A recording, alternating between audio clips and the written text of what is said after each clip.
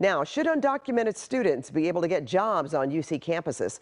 The Board of Regents is set to take up the issue tomorrow. This comes following a report the Biden administration is quietly pushing back against the plan. KCAL's Luzdelia Caballero has reaction tonight.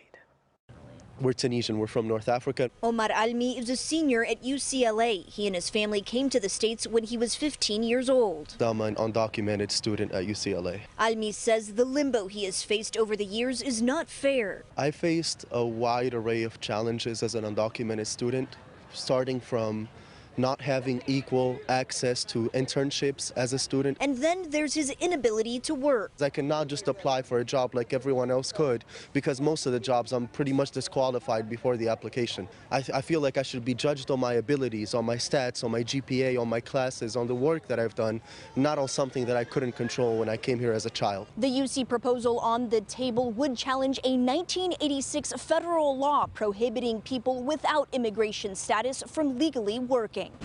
In this case, the UC aims to create an exception for those brought into the U.S. as children and would have been allowed to work under the Deferred Action for Childhood Arrivals, or DACA.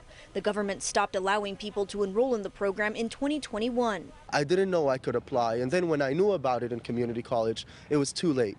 They shut it down. His friend Odin Contreras, also a senior at UCLA, is a DACA recipient, and he knows firsthand the difference that protection can make. Absolutely a huge benefit in the sense that I'm actually able to legally work in the United States of America. Which is all he wants for undocumented people like himself. We just want to give back to our community that we have grown up all our life, and it's the only thing that we know. Southern California Congressman Darrell Issa voicing his opposition to the plan, saying in a statement, the state of California and the University of California will do lasting damage if they yield to a pressure campaign and simply pick and choose which federal laws to follow and which to simply ignore. We don't want no handouts. We don't want people giving us money. We just want to work like everyone else. The Regents will discuss the issue Thursday behind closed doors. If approved, it would benefit thousands of current students like Almi who would have been allowed to work under DACA. In Westwood, Luzdelia Caballero, KCAL News.